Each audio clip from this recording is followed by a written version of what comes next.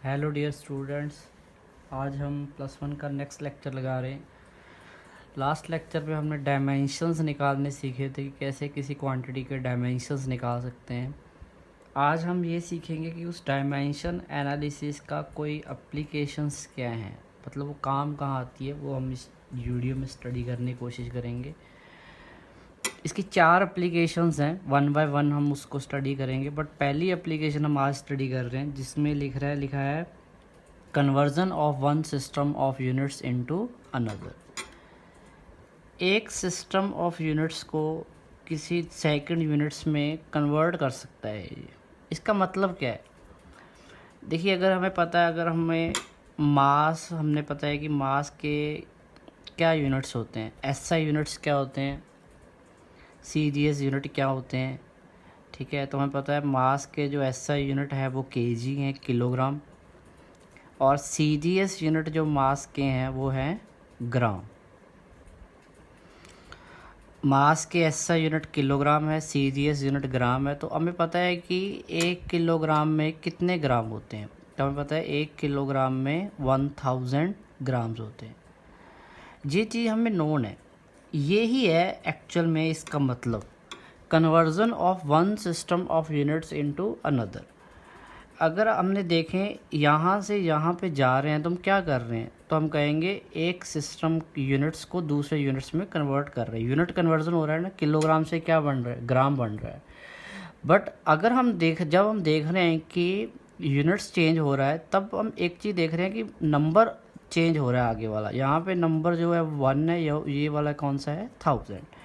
बस यही हमने इससे करवाना है। एक सिस्टम को दूसरे यूनिट्स में हम कन्वर्ट करवाएंगे और जो नंबर चेंज होगा वो नंबर हम फाइंड करने की कोशिश करेंगे कि क्या नंबर होगा।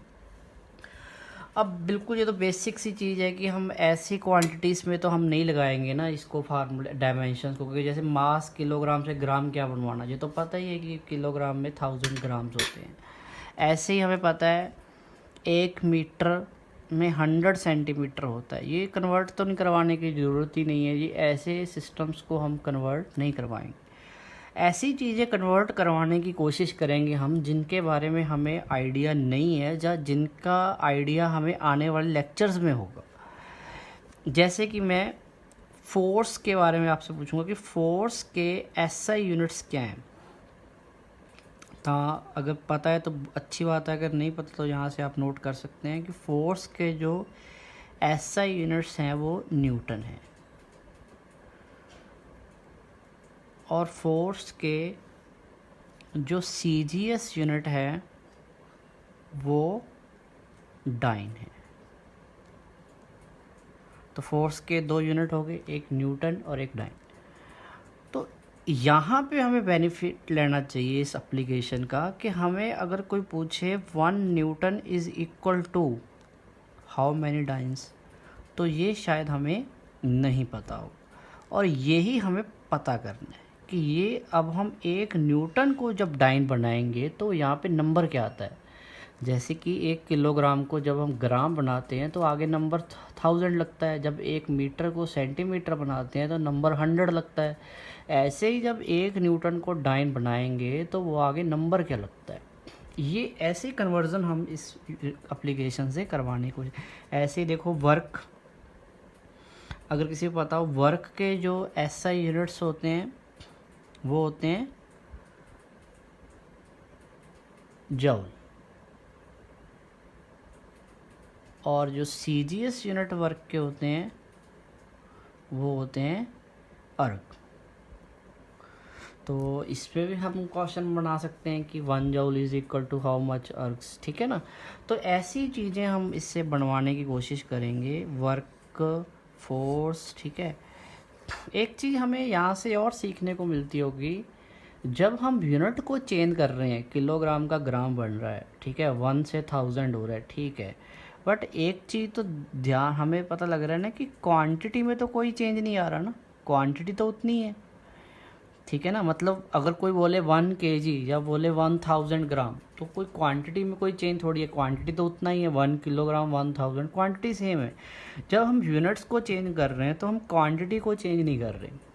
जब यूनिट चेंज होता है तो नंबर चेंज हो जाता है। यही है ना, यहीं से हम फार्मूला बनाएंगे। ठीक है, देखो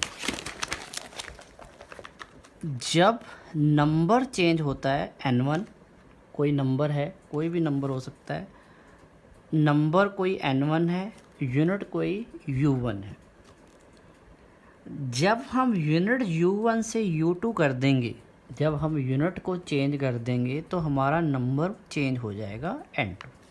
वो मास वाली एग्जांपल समझ आता होगा।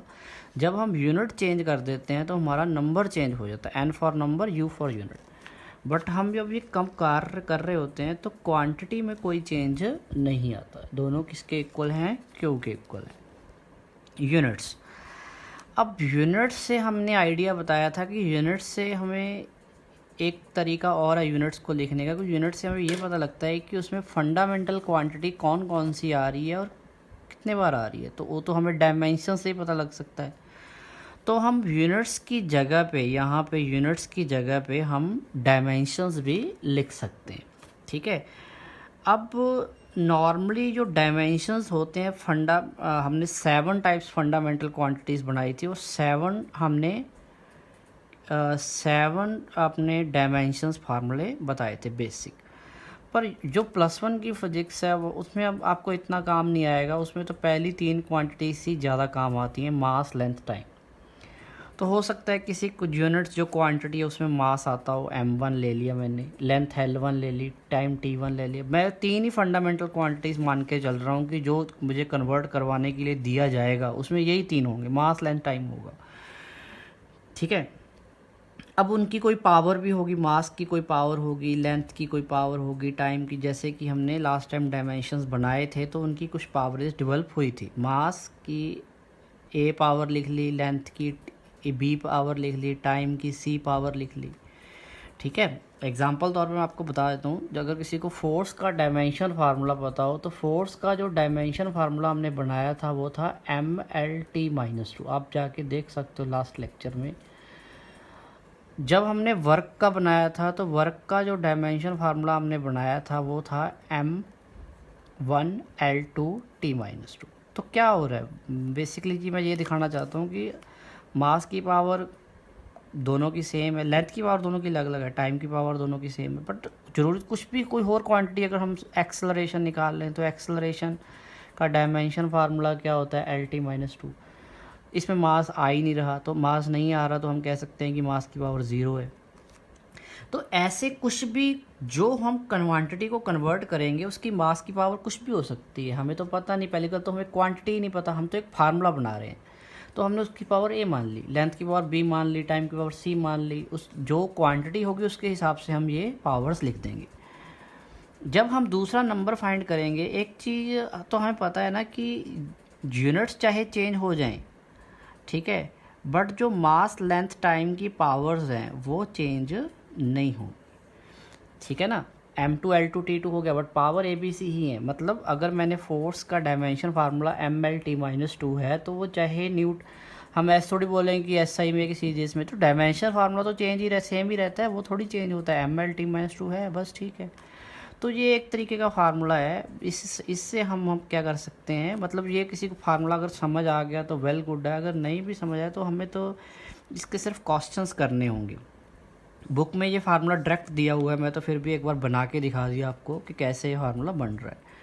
n2 इज़ इक्वल टू, अगर थोड़ा सेट का n1, अगर उनको मैं इधर ले आऊँ m1 m2 इसके नीचे कर देते हैं, दोनों की पावर सेम है, एक बार पावर लिख देते हैं a, लेंथ दोनों की पावर L1/L2 दोनों की पावर 1 कर देते हैं b, T1/T2 दोनों की पावर 1 कर देते हैं c। मतलब ये फार्मूला बुक में दिया हुआ है, अगर आप बुक में देखोगे तो ये फार्मूला है। बट मैं इनडायरेक्टली मैंने आपको फार्मूला बना के दिखाया है कि अगर नंबर को चेंज करना हो तो हमें ये चीज़ें देखनी होगी, जैसे मैं क्वेश्चन अब करके दिखा रहा हूँ। अगर हमारा पहला क्वेश्चन वो आ गया जो हमने बोला था, convert 1 newton into dyne. 1 newton में कितने डाइन्स होते हैं वो कन्वर्ट करो। ठीक है, लो कन्वर्ट करते हैं। फार्मूला क्या है वो तो पता लग गया ना, n2 n1 m1/m2 की पावर a, L1/L2 की पावर b, T1/T2 की पावर c। ठीक है, अगर हम यहाँ पे कन्वर्ट करें, पहले तो ए बी सी की टेंशन थी, तो अब हमें पता लग गया क्वांटिटी कौन है, न्यूटन डाइन हमें पता होना चाहिए किसके यूनिट्स हैं, तो हमें पता है फोर्स के हैं। तो फोर्स के हैं तो फोर्स का डायमेंशन फार्मूला क्या होता है, अभी पीछे लिखा भी था मैंने, M1L1T-2। तो हमें इनडायरेक्टली ये पता लग गया कि A1 है, क्योंकि M की पावर जो होती है वो A है और M की पावर यहाँ 1 है। B यहाँ पे 1 है, लेंथ की पावर 1 है यहाँ पे, C यहाँ पे -2 है। ठीक है, अगली चीज़ हमें ये पता होनी चाहिए कि ये जो न्यूटन यूनिट्स है वो कौन से हैं, SI, और सी डाइन कौन से यूनिट हैं, CGS। मतलब हम SI को CGS में कन्वर्ट कर रहे हैं। ठीक है, तो हम यहाँ पे नंबर लिखेंगे N2 N1। गिवन कितना है नंबर हमें, मतलब न्यूटन कितना गिवन है, तो हमें पता है ना, न्यूटन 1 है। ये भी तो हो सकता है कि वो 10 न्यूटन को बदलने के लिए बताओ, 10 होता तो यहाँ पे 10 फिल कर देते। ठीक है, मतलब जितने न्यूटन को कन्वर्ट करना है वो यहाँ फिल कर देंगे। अब N1 1 मतलब न्यूटन मतलब SI। अब जो 1 जो डाटा ऊपर गिवन है वो सारा SI में होना चाहिए। N2 जो हम फाइंड कर रहे हैं वो फाइंड किस में करेंगे हम, CGS में। मतलब 2 वाला जो डाटा होगा वो सारा फाइंड करने वाला है, मतलब सारा CGS में होगा। इतनी चीज़ हमें ध्यान रखनी है।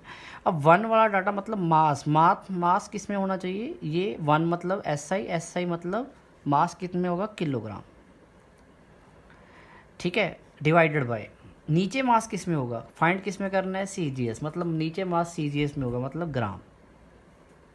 अब ए कितना है, 1। लेंथ फाइंड गिवन किस में है, SI मतलब मीटर। फाइंड किस में करनी है, CGS में लेंथ किस में होती है, सेंटीमीटर की पावर 1। टाइम फाइंड गिवन किस में है, SI में टाइम किस में होता है, सेकंड। फाइंड किस में करना है, CGS में भी सेकंड में होता है, तो ये तो ठीक है। पावर कितनी, C कितना है, -2। तो अगर देखेंगे सेकंड और सेकंड तो कैंसिल हो जाएगा। ठीक है, बट हम किलोग्राम ग्राम कैंसिल करने के लिए हमें पता है, हमें कन्वर्ट करना पड़ेगा 1 kg को। हम क्या लिख देंगे, 10⁻³ ग्राम। तो आप देखेंगे ग्राम से ग्राम कैंसिल हो रहा है। 1 मीटर 10⁻² सेंटीमीटर, 1 सेंटीमीटर।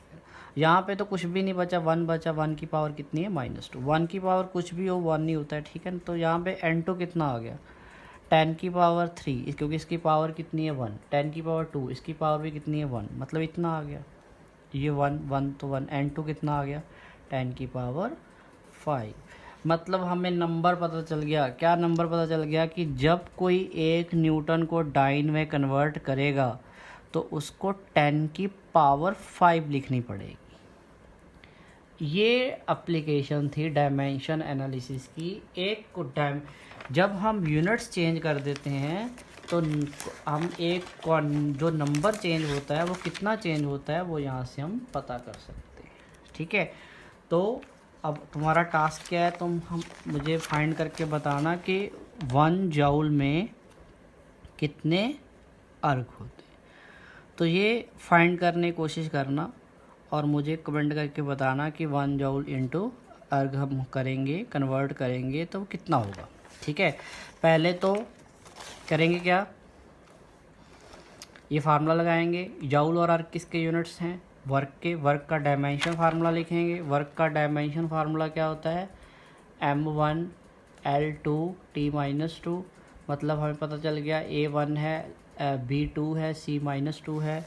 ठीक है, तो वो पावर्स पता लग गई। फिर जूल कौन से यूनिट्स होते हैं, SI। गिवन डाटा सारा SI में होगा और फाइंड करने वाला CGS में होगा। ठीक है, ऊपर सारा SI लिख देंगे, नीचे CGS। बस यहाँ पे जो पावर 1 है वो 2 होगा क्योंकि L2 है वर्क में। ठीक है, और उससे ही चेंज होगा सारा। ठीक है, तो ये मुझे ज़रूर बताना कि कितना आ रहा है। ठीक है, और जिसको अच्छा अपने और क्वेश्चन भी तुम बुक में कर सकते हो। ये टाइप A होगी डायमेंशन एनालिसिस की, उसमें कई तरह के क्वेश्चंस हैं, वो ट्राई करना। डिफरेंट टाइप्स के हैं, और कोई डाउट्स हो तो ज़रूर पूछना। ठीक है, अगर पसंद आए तो लाइक शेयर ज़रूर कर देना। Thank you.